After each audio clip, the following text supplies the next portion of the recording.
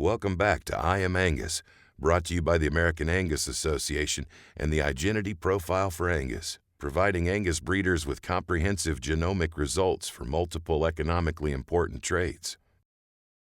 For nearly half a century, farmers and ranchers looked to Ray Sims to maximize the value of their livestock.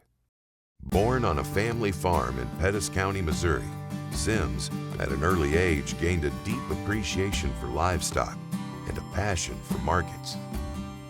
As a boy, he watched local auctioneers ply their trade and was inspired to follow in their footsteps. Then when school was out, I went to auction school, and I went to Reppert School, and there was a sale the next day out close out there, and the auctioneer that was around there at Windsor, which was right 6-7 miles from there, the auctioneer told my father, said, bring him out, we'll let him sell some. Sims learned the auction trade well and soon became known across the country as one of the industry's preeminent cattle auctioneers.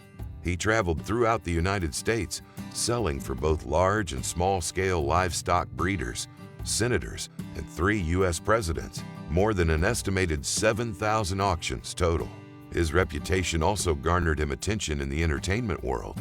Sims was the inspiration for The Auctioneer, a hit song written by his cousin, LeRoy Van Dyke, who also produced What Am I Bid, a Hollywood movie about an auctioneer. Sims himself made a cameo appearance in the performance.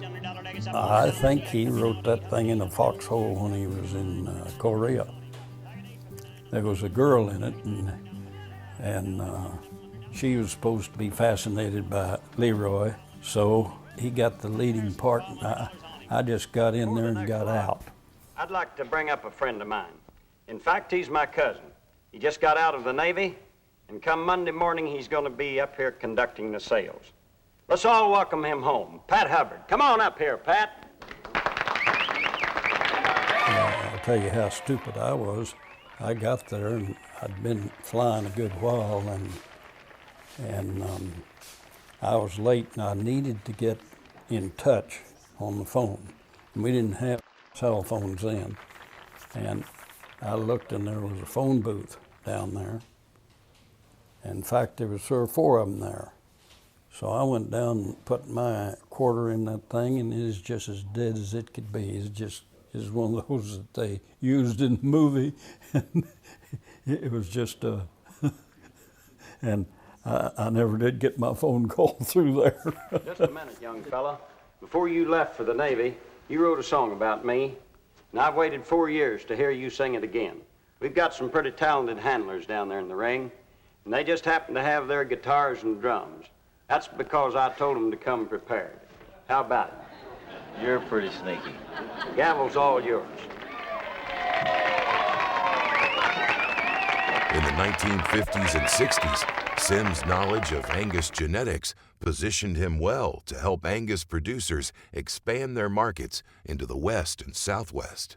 Sims considers his greatest contribution to be how he helped change seed stock marketing, moving away from sales that often took hours to complete to fast-paced, business-friendly auctions that allowed buyers and sellers to transact more efficiently. In the fall of 2010, Sims was recognized for his lifetime of contributions to the cattle industry through induction into the Saddle and Sirloin Portrait Collection, joining 340 other influential people who not only left their mark on the livestock industry, but have been honored in the same way. When I got through selling a sale, I gave it all I had. I just felt that I at least owed that. That's the least I could do, because he was just like everybody else. He was probably paying for a ranch, sending these kids to college, and needed it just like everybody.